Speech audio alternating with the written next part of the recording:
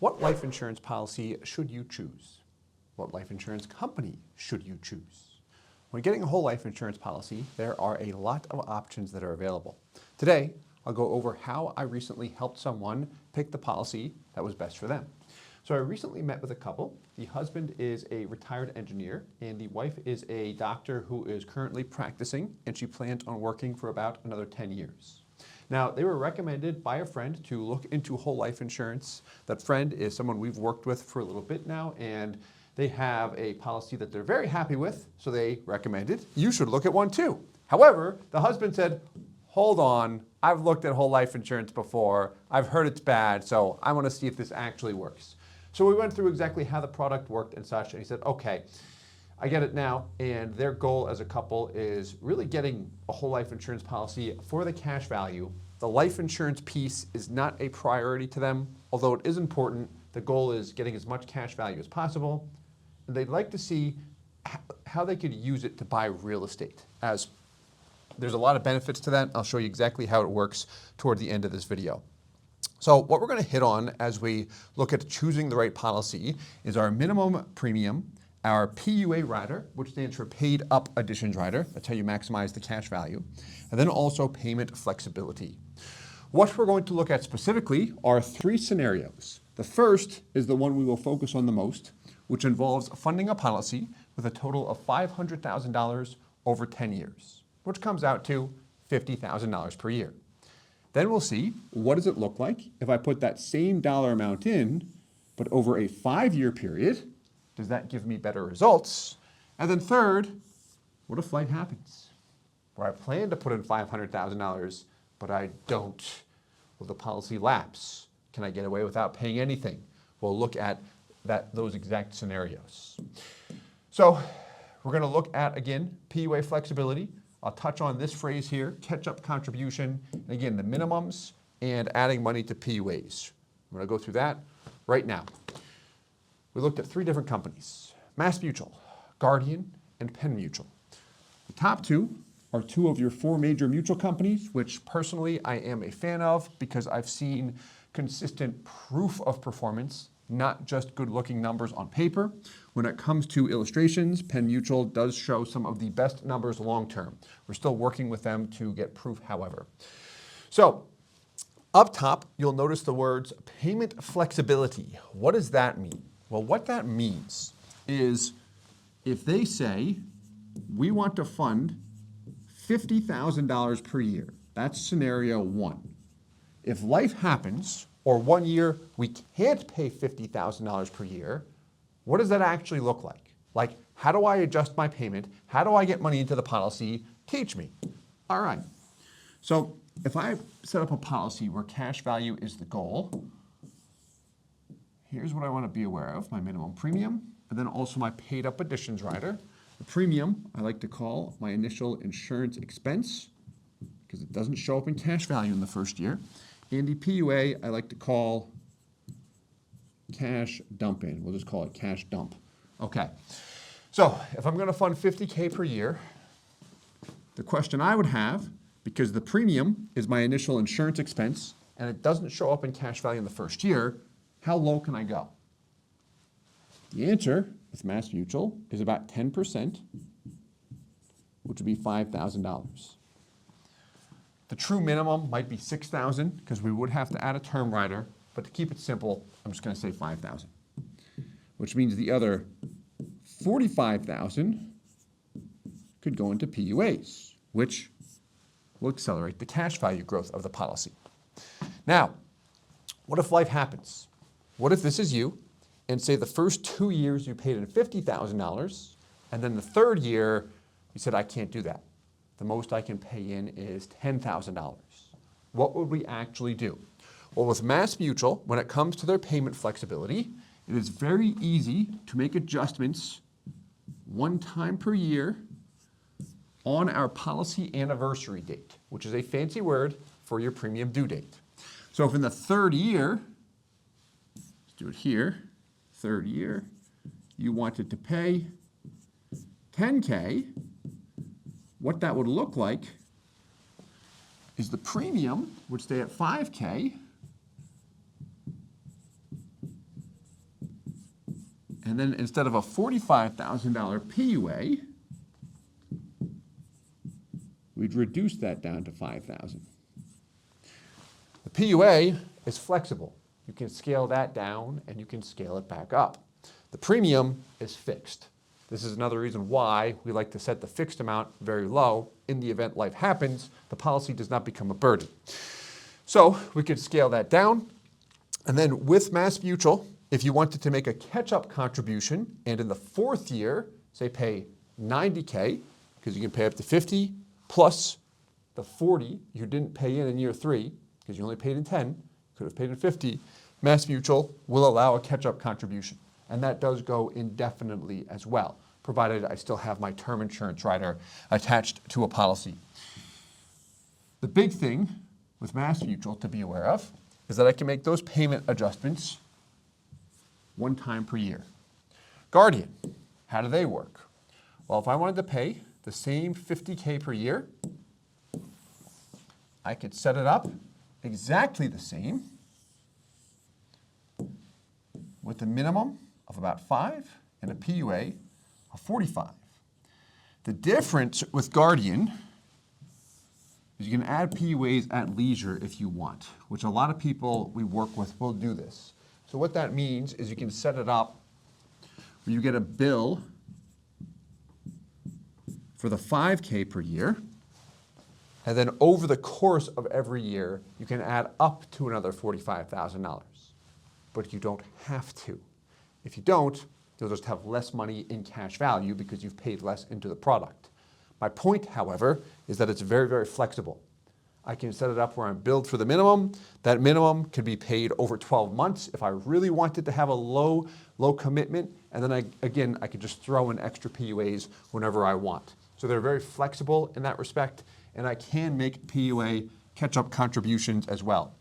And what this means to catch-up contributions, let's just hit on this point because sometimes people get confused here, which makes sense because I used to. So if I look at a PUA catch-up contribution, if I set the policy up where my plan was to pay $50K for 10 years, let's say by the 5th year, how much could I have paid? 50K times 5 would have been 250K. So that's the most I could pay in. But let's say by the 5th year, what I actually paid in was not 250K, but instead it was 100K. So what this means is in the 5th year, I could have paid in 250. I've only paid in 100. I have room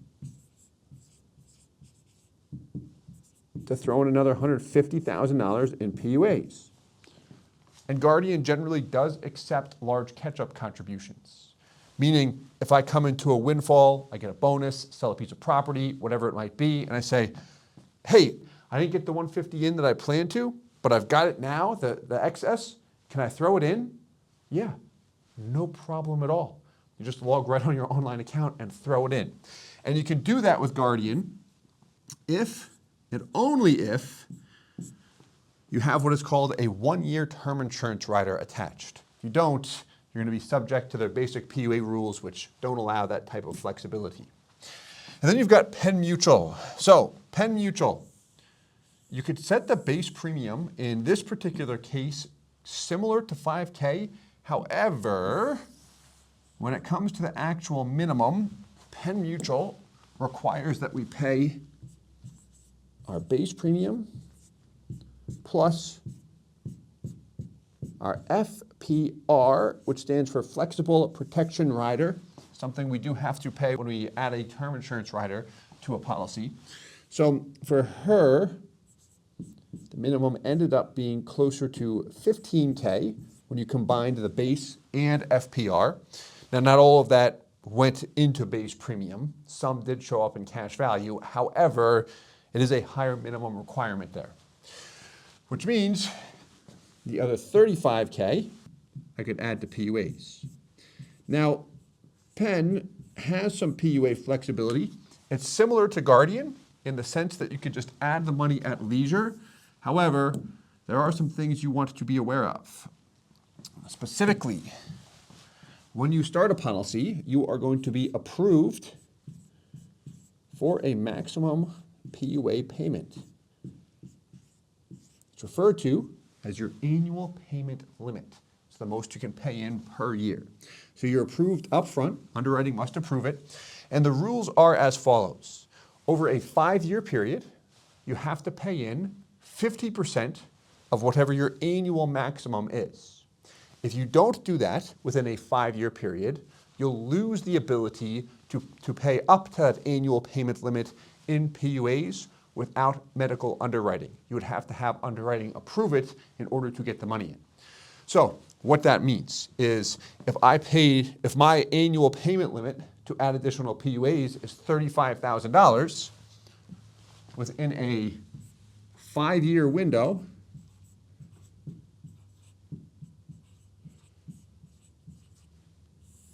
I would need to pay at least 50% of that number.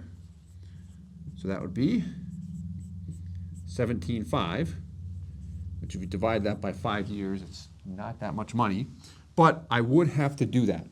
If I don't, that's where I can lose the ability to add PUAs at leisure. And when it comes to catch-up contributions, I don't have the same flexibility where I can wait several years and then make a big PUA catch-up contribution without medical underwriting. It would be subject to medical underwriting and if the company would approve it. So there are some differences there when it comes to the PUA flexibility. Let's take a look at the numbers, shall we? So this is one illustration for Guardian. I'm not going to walk through this though today. What we're going to walk through are the numbers on Excel. So here's the illustration we just had up. We're going to look at 2 products with Guardian, and then one with Mass and one with Penn.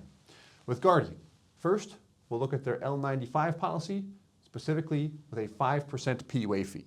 They also offer a 10% PUA fee. 10% PUA fee offers a little bit more long-term potential. 5% PUA fee is very popular among business owners and real estate investors who value the opportunity cost so they can see the money there, see an early break-even point, and use that money for other opportunities. So total funding, $50K per year for 10 years. There you go. What's her minimum? About $5K per year. The true minimum, the base plus the term for her was like $5,300 or $5,400. I'm rounding here, but it's very close to 10% of her maximum. What is highlighted in yellow represents the break-even point, year 4. This is the first year her cash value is equal to or greater than her total out-of-pocket. And by the 10th year, she's paid in $500,000, and she's got $583,000. Now, this is an illustration based on their current dividend interest rate of 6.10%. What I will say about this specific product with Guardian, over the years, I've seen the actual results almost produce results on par with what has been projected, sometimes better, sometimes a little bit worse for the years the dividend went down, but man, is it spot on, which has been fantastic to see. Next, we've got their 10-pay product. So Guardian's 10-pay policy is designed for cash accumulation. It does have a lower guaranteed cash value interest rate. So the L95, the guaranteed rate is 3%. 10-pay, the guaranteed rate is 2%. A lower guaranteed interest rate means that I need less life insurance for the same MEC limit. It's how the IRS tests a policy to determine if it's life insurance or if it's a taxable investment in their eyes. But we need less life insurance, which results in a lesser cost. Now, with that said, what I don't really like about Guardian's 10-pay product is that it forces a higher minimum premium. All of their products typically allow us to illustrate up to 10 times the base premium in PUAs. The exception to that is their 10-pay product, which only allows us to illustrate up to 5x the base premium in PUAs every year. So the minimum base plus the term rider came out to about $9K. Also has higher PUA fees, which is why in the first year I'm at about $41,000 compared to the L95. I was at $44,000. The break even is just about year 5. We ran this based on regular preferred. I think she'll get Preferred Plus, which will make it very, very close to a clean year 5. But still, break-even's delayed because of the higher PUA fee, mainly because of that higher minimum premium. However, when you look at it long-term, it starts to look better. Here's what I mean. By the 10th year, you're neck and neck. 583 with the L95, 583 with a 10 pay. By the 20th year, it's a different story. L95, 904, 10 pay 971, based on the non-guarantees. If you looked at the guarantees, it'd be in favor of the L95. But you do have that greater long-term potential with the 10 pay. If we scroll down, that just gets exaggerated even more. So you do have more upside potential with that product, which is nice, but you've got a higher minimum. Usually we'll go over both with people to say the L95 5% is great if you like the idea of having a low minimum, seeing the bulk of your PUA payment show up in cash value immediately, and being able to access that for real estate opportunities, your business, whatever it might be. Whereas the 10 pay, if you're comfortable with the higher minimum and you're comfortable with a little bit less upfront during the early years because you don't intend on accessing all of it, or maybe it's more of a buy and hold situation, that's typically where we see people attracted to the 10 pay. Usually it's somebody who's got a ton of cash on hand in the bank already. Then you've got Mass Mutual's 10 pay. So Mass Mutual, their 10 pay policy has a guaranteed rate of 2%. Their dividend rate, 6.40% for 2025. Now, their 10 pay product is nice. I see a lot of people not show it because it does pay very low commissions compared to all of their other products, but it is really designed for cash accumulation. So when we look at this, 50K, first year, 44, almost $45,000 in cash value. If it's a clean 45, that'd be 90% of what you paid in, by the way. Break even, very similar to the L95 5%, year 4. 10th year, check that out, 603. 20th year, check that out, over $1 million. More than the Guardian examples on paper doesn't mean it's actually going to happen. In my experience, I've seen Mass Mutual, Guardian, and New York Life and Northwestern Mutual produce similar results with each other, especially over a long duration.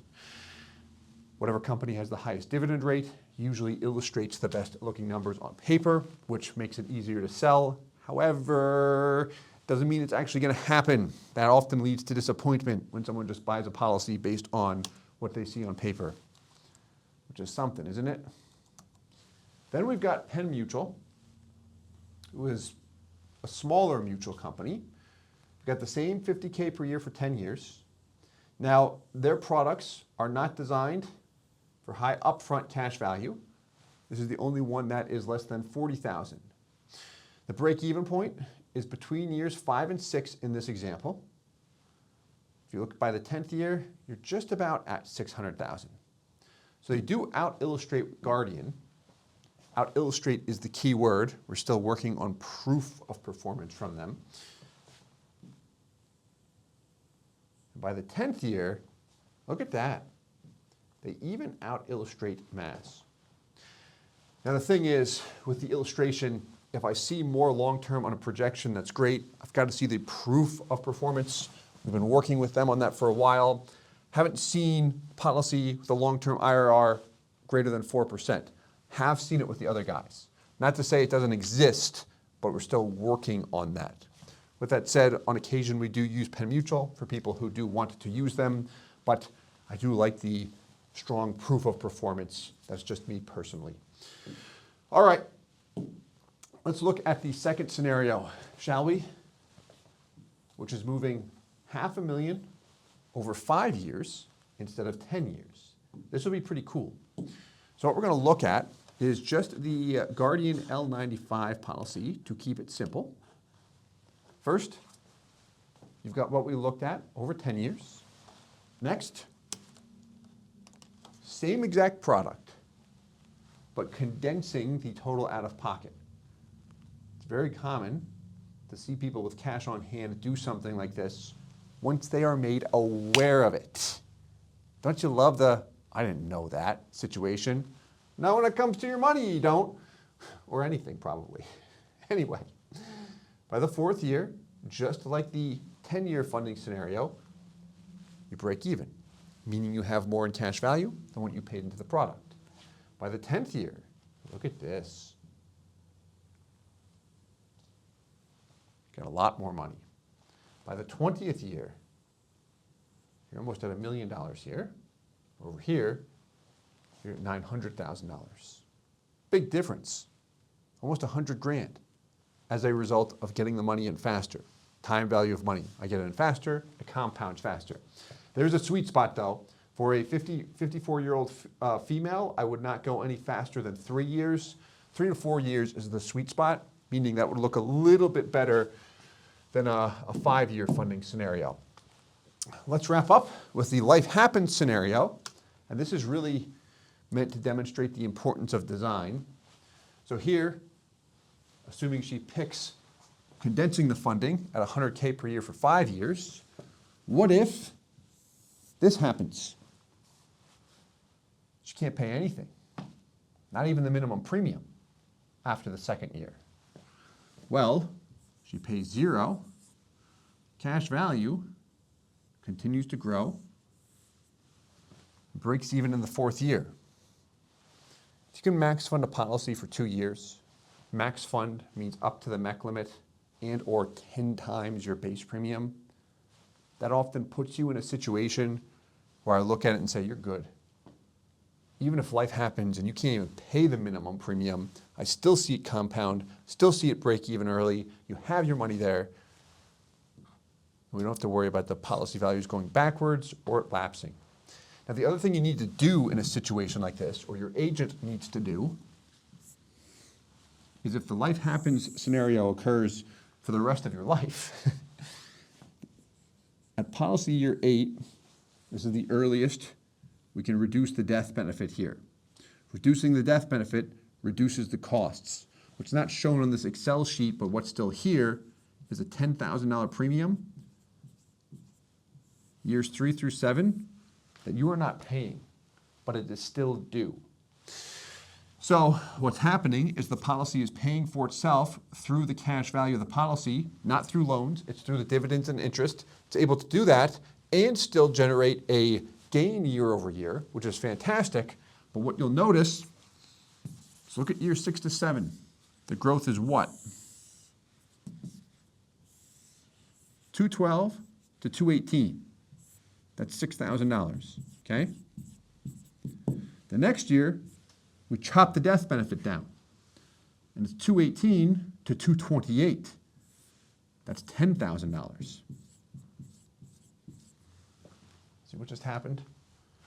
By reducing the death benefit, we also eliminated the premium in this particular example. We're able to lower our costs and experience greater cash value growth. You don't need to decide this when you're starting a policy. This is an after the fact change. We did it in this example too. We even did it in the other examples you saw when we paid into it for 10 years, where we stopped the premium altogether. Anyway, this demonstrates how we help people choose a policy, choose the right policy that helps them maximize cash value. And then when it comes to using it for real estate or anything of that nature, we'll run loan illustrations and we'll also show them our loan workbook, which we won't go through in this video, but we just plug it in, lets us look at loans, and then we can see our cash value growth compared to our loan interest, and the spread just tells us if we're making more money than what we're paying to the insurance company. Hope you enjoyed this one. Would love to hear your thoughts. Feel free to leave a comment below. You can check out our website, ibcglobalinc.com, if you'd like to see our free guides and resources around whole life insurance and strategies that revolve around how people use their policies, sometimes with life insurance, sometimes with other products. There's a lot of corporate strategies there as well. And if you'd like to connect, you can also DM me on LinkedIn. As always, I hope this helps.